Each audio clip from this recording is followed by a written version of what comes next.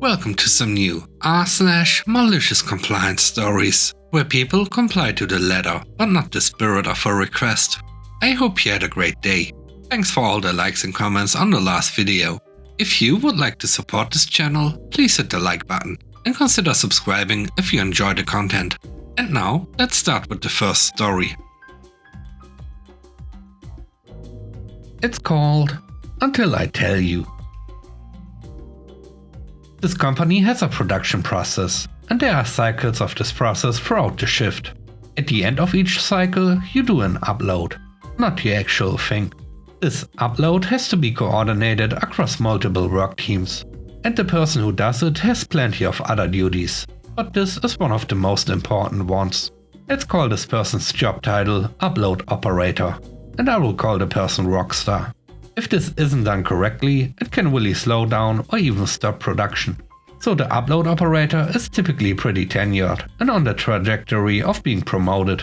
At this company, we get new members of management, either external or internal, from a non-production role. It is not unusual for them to go through a phase I personally like to refer to as knowing just enough to be dangerous, or the dangerous phase for short. We had a new manager join the company. Let's call them Beavis, and they were assigned to the night shift, which had become quite reliant on Rockstar in the interim. So Beavis went through a humble phase initially, and everyone really liked them and thought they would do well. Now, Beavis had actually taken a step or two down from their previous role at another company, wanting to do something less stressful. I only mention this because it seemed to fuel the hubris that was ultimately Beavis' demise. So, once Beavis reaches the dangerous phase, the change from humble newbie to overconfident jackwagon was jarringly sudden.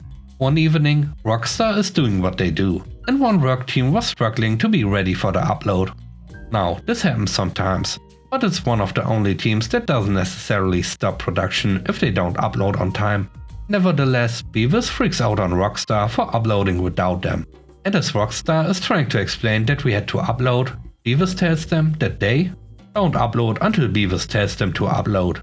Period. End of discussion. Do you understand me? For the rest of the shift, Beavis is paying zero attention to the operation. Not sure why they thought that was a good idea after such a contentious exchange, but here we are.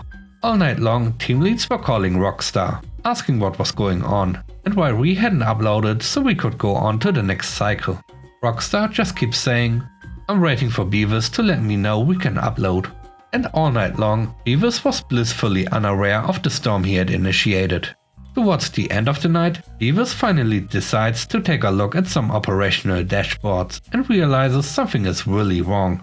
Now, this situation might have resulted in Rockstar getting in trouble, possibly even losing their job, if not for the bonehead decision that Beavis makes once they've realized what has happened. They shut down the shift and went home without notifying anyone of the debacle, or telling the night shift employees that they would need to come in the next day to finish the week's work that didn't get done because of him. When the day shift came in and was told they would have to come in on a weekend, there were a lot of backlashes. Rockstar was ultimately told don't ever do that again, but was also immediately promoted to Beavis' position when Beavis was terminated post-haste. The next story is called No Carrying.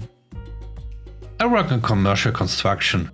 That is to say, I build offices and the like. Not the buildings themselves, but the office space within said buildings. There are certain groups of people that I have to face at the start of each job. The front desk security teams, the building operations managers, and the like. Typically, any materials need to be brought in through the building's loading dock and moved into their freight elevator. That's fine. Things can be a little different if working on the ground floor, but usually all materials come in through the loading dock. One job recently was only 20 feet from the entry door leading into the construction site. We did not try to bug the system in place and still brought all our materials through the loading dock. We even took the opportunity to bring the majority of our needed tools, along with a vacuum and brooms and anything else we could think of. After parking, I brought my lunch bag and tool belt. No drills over my shoulder through the entry door. Then the magic happened. The security guard was there and told me to walk around the building because I knew better than to bring tools through the entry door. Is my tool belt the issue? Yes. So I can't carry it the 20 feet? Correct. so as long as I don't carry it, I can come this way, free for free. So make sure its contents are all securely in place. Place it on the floor and drag it to 20 feet and then pick it up. Have a great day. The guard was hopping mad. As far as Fallout goes, the security guard always went out of his way to make sure he was there at that entry door to make sure nothing larger than a tool pouch was permitted. His direct supervisor approved that tool pouches and any tool bag that could be carried in one hand. But no more than one bag per person could be brought in, as long as everything was secure with no chance of damaging the glass doors. The reason was that during the course of the life of the building, to that point, 7 glass doors had been broken and replaced by material deliveries or tenant deliveries. So on a whole, I do agree with this rule, but common sense should have been able to play a part in this. On a side note, the leasing agent thought it was hilarious when he heard about it. The last story is called Headsets Not Allowed. This happened in 2015. Aside from my actual job, I was assigned as the document custodian at the secretariat for our office's ISO certification. My boss was the office's quality manager, so she leads the internal audits. Whenever we have an audit, we usually take an entire day of meetings to discuss the results the next day. My boss has assigned me the drafting the minutes of this whole day's discussion. And mind you, she wants detailed minutes. We don't just write what was agreed upon. She wanted me to capture the debate and reject the suggestions before that. Suffice it to say, I need to listen to a recording to draft a 15-page long document. One day, while I was drafting these minutes, I did not realize that she was calling me. I was so engrossed in the headset and was intently listening to the recording that I did not hear her until she has risen up and walked to my desk. This annoyed her. She did not realize I was listening to the recording. She thought I was merely listening to music. She nagged at me in front of the whole office for needing to record 5 times and being so unresponsive. Then, right there and then, she angrily announced to everyone that nobody is allowed to use the headset anymore. She even strutted to the IT room to tell the IT guys to quit using their headsets as well. Being the obedient assistant that I am, I took off my headset and connected my computer to the speaker. Then listened to her recording at full volume of voices of everyone in the office debating and talking about the audit. The worst, I was not just listening to the conversations in the meeting.